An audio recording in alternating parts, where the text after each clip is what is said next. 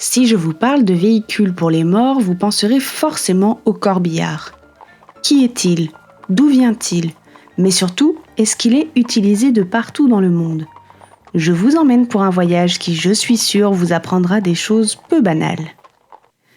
Du point de vue étymologique, le corbillard en français est utilisé depuis à minima le XVIe siècle et son petit nom provient avant tout d'une ville, Corbeil-Essonnes. Ceux qui ont lu mon livre le savent, mais avant tout, le corbillard ou corbillard était un bateau à fond plat qui reliait Paris à cette ville éponyme au Moyen-Âge. Ce dernier, initialement utilisé pour le commerce, se retrouvait durant les pics d'épidémie de peste utilisé pour transporter des corps afin d'éviter des amoncellements de cadavres dans les lieux de vie. La taille des bateaux permettait d'en transporter des quantités grâce à l'espace à l'intérieur et à ce fameux fond plat. Il faudra attendre quelques siècles pour retrouver ce mot dans les dictionnaires pour désigner le véhicule dédié au transport des défunts. Et oui, en dehors des épidémies et des bateaux, le mot est resté dans la vie de tous les jours et désigne, à partir de ce moment-là, en langue française, ce qui sert à transporter les défunts. Des charrettes ou tout simplement des véhicules hippomobiles avant l'arrivée de véhicules motorisés. Le corbillard sous-entend qu'il y a un déplacement de corps en vue des funérailles, et cela compose le convoi funèbre. Pour cette vidéo, nous nous concentrerons sur le corbillard à partir du moment où le mot est entré dans le vocabulaire français au XVIIIe siècle. Pour autant, le convoi funèbre avant l'apparition du mot corbillard existe déjà et sous diverses formes durant l'histoire, et ce dernier prend différentes ampleurs selon le défunt et son rang social. Allons voir un peu l'histoire de ces corbillards si chers aux pompes funèbres.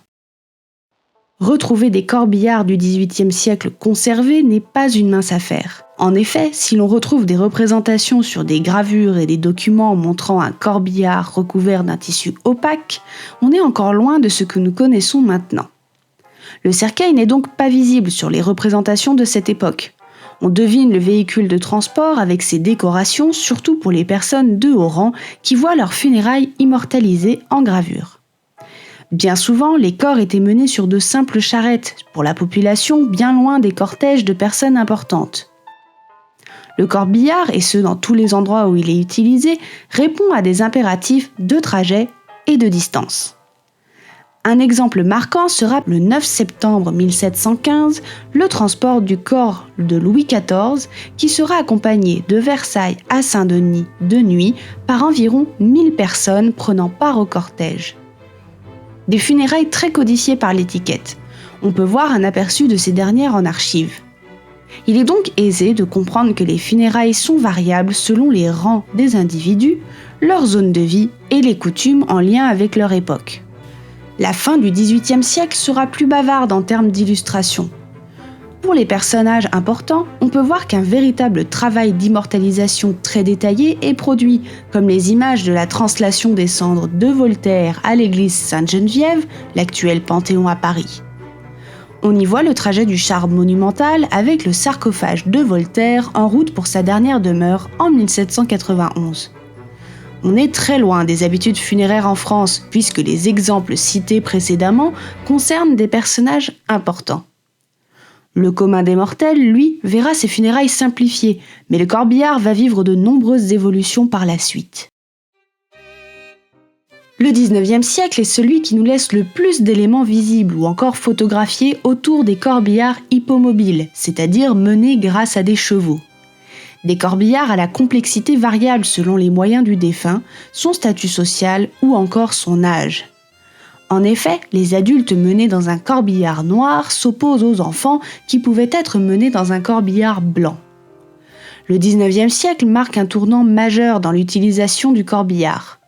Déjà, on retrouve beaucoup plus d'archives qui en montrent et surtout, il y a de véritables artisans qui vont travailler le bois et les accessoires pour proposer des corbillards parfois très impressionnants aux finitions superbes. C'est tout un pan de l'art funéraire qui naît, et en particulier en sculpture et en peinture. Ces magnifiques ouvrages se retrouvent par exemple dans l'art funéraire espagnol, et ce même sur des modèles motorisés.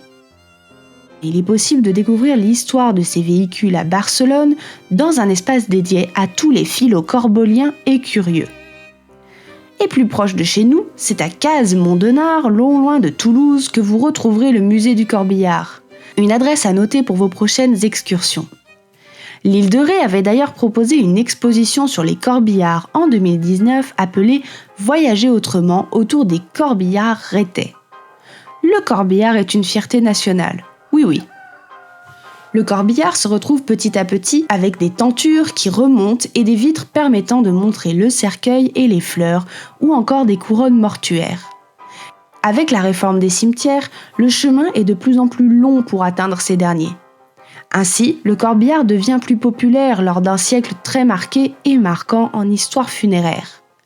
Le corbillard devient le dernier véhicule pour montrer aux autres que, oui, le prestige d'un individu pouvait se voir lors du dernier transport. Mais en réalité, bien des gens n'avaient pas accès à ces corbillards de luxe et étaient transportés dans des corbillards bien plus simples. La transition avec le corbillard hippomobile est importante dans le cortège funèbre puisque le silence est interrompu par le bruit des chevaux, un élément qui a pu déranger les anti-corbillards lors de ce siècle. Pour autant, c'est tout un art de savoir conduire ces derniers.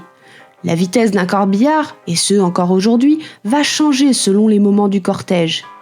Ainsi, il ne faut pas aller trop vite, ni trop lentement, pour que les piétons puissent suivre et se recueillir de façon solennelle. Faisons une petite pause et parlons d'autres éléments de transport dans l'histoire avant de revenir à nos corbillards. Dans certains endroits du globe, il a fallu s'adapter.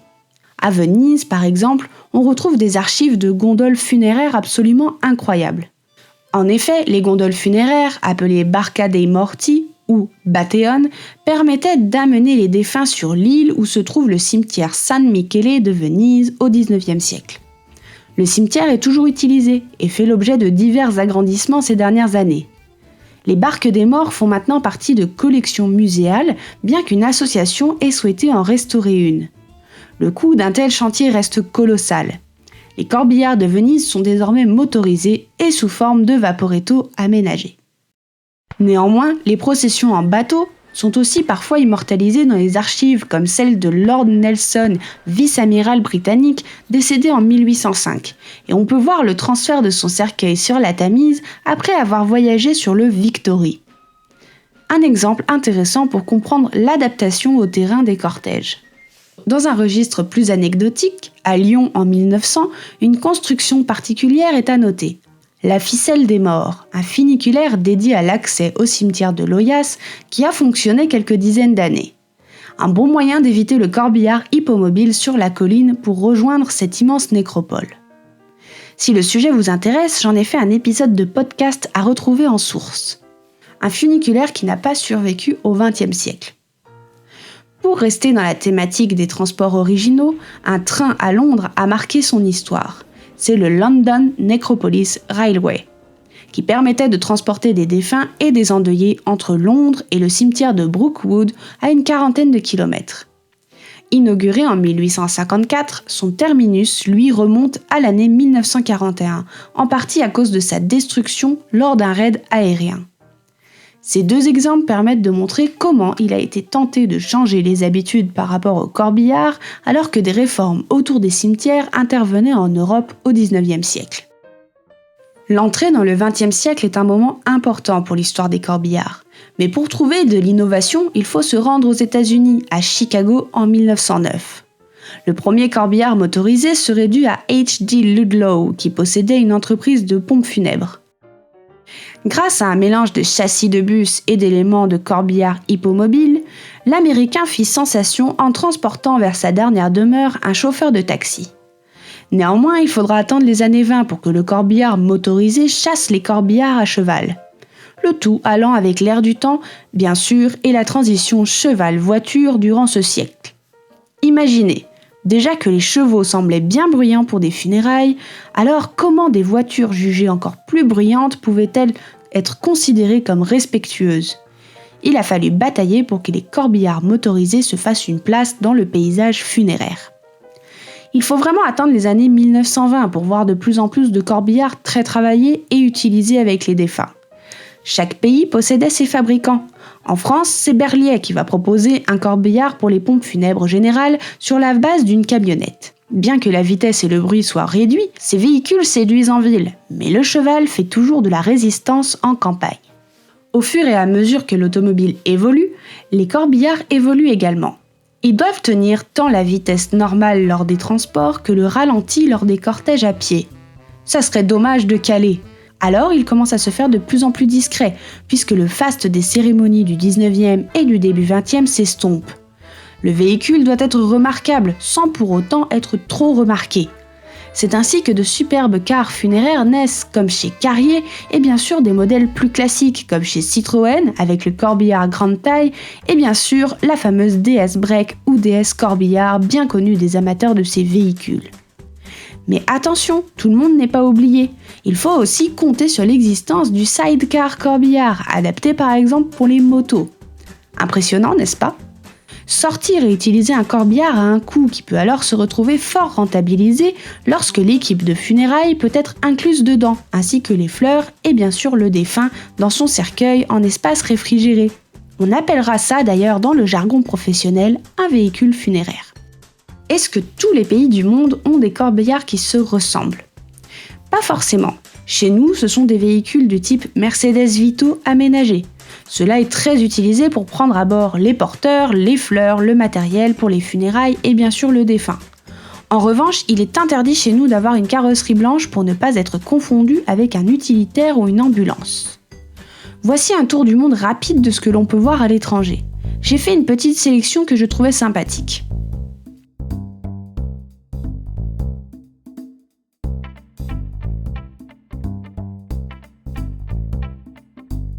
Mais bien sûr, beaucoup de pays calquent leurs corbillards sur les modèles existants en ajoutant des touches selon leur tradition.